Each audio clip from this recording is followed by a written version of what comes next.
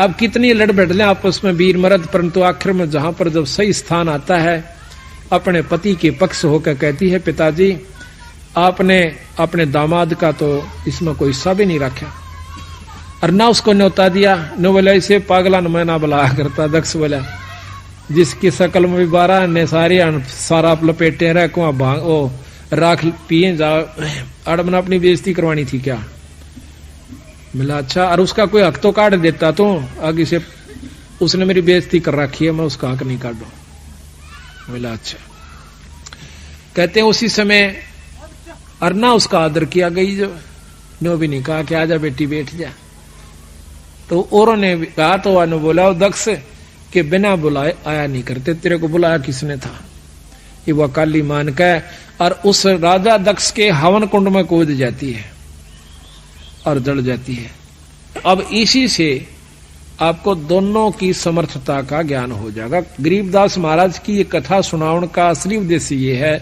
आपको ये जानकारी हो जाए कि ये परमात्मा कहां तक की शक्तियां हैं। तो यहां बताते हैं, रामचंद्र के चरण जोहारे, पार्वत परम मुख बचन उचारे, जावा देखी देवी बाला, ये तो दशरथ पुत्र दयाला, बाला देवी के दिल कांती, ये तो पार ब्रह्म किस भांति, मैं तो परम परीक्षा ले हूं, जुग जुग ध्यान धरूं तब से हूं। पहला मैं इसमें परीक्षा लूंगी भगवान शंकर राम की कि यू भगवान सैक नहीं से, अगर यू भगवान सिद्ध हो गया तो मैं फिर इसकी सेवा करूंगी। जद शिव बोले दीन दयाला, तुम मत जाओ देवी बाला, ये है पार ब्रह्म अविनाशी, इनकी बिछुड़ गई है दासी, देवी बाला किया अंदेशा, पार ब्रह्म कह कैसे खेसा। ये अगर भगवान है तो फिर इसमें दुख काहे को? देवी तुम लीला ना जानो, अब तुम वचन हमारा मानो, ये लीला है आज अनादम, देवी मानो वचन समादम, गरीब वचन हमारा माने, कह रे पार ब्रह्म धर ध्यान, सतपुरुष सायब दैनी, ये है अकल अमान, ये है पार ब्रह्म परवाना, इनका मरम न देवी जान्या, ऐसे खेल करे कई बारा, ये है पार ब्रह्म अवतारा, शिव बोलत है वचन सुशीला, मैं तो जानू इसकी लीला, देवी तुरंत परीक्षा लीनी, सीता रूप धरा परवीनी, नेत नेत कर वचन सुनाया, का देवी दक्ष पुत्री माया, जद आदीन भई मुस्कानी, तुम हो पार ब्रह्म परवानी, देवी चरण कमल शीस हिलाया, तुम अविनाशी अभिगत राया, मैं तो देवी बाला भोरी ही, गत मत जानी ना मैं तोरी, तुम साहेब देवन पति देवा, ताते शिव करता है तुम्हारी सेवा, आज्ञा शिव जोगी अनुरागी, सीता रूप धरा तो त्यागी।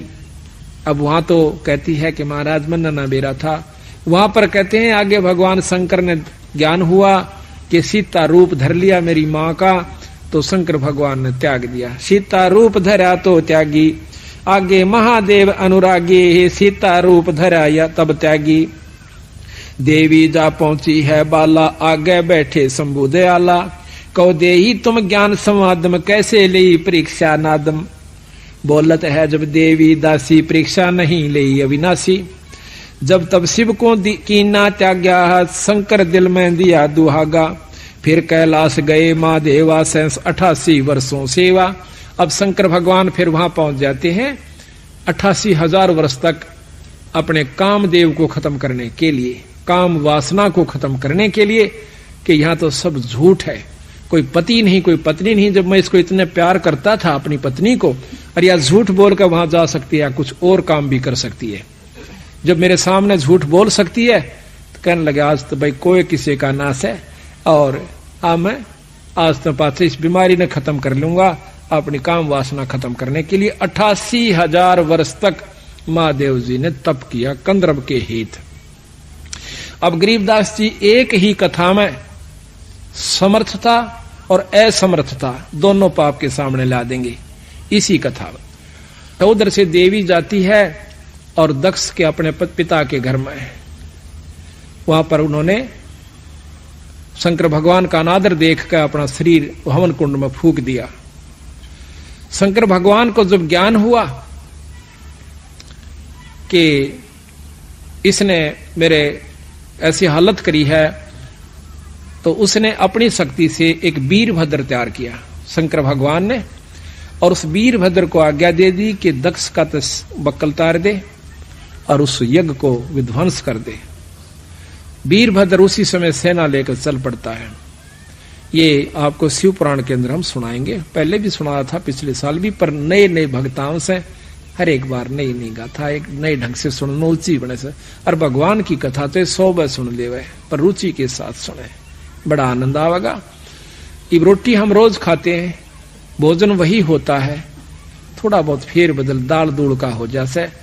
बाकी अगर जिस दिन वह रोटी अच्छी नहीं लगती आप फिर बीमार हो लिए, क्योंकि बीमार आदमी को ही ऐसा होता है, ये ठीक नहीं वो ठीक नहीं। तो यहां पर जय बार भी आप सुनो, पर उसी भाव से सुने जिस प्रकार समय वह भूख लगती है ना, उसी समय खाना खाओ। तो वहां शिव पुराण में लिखा है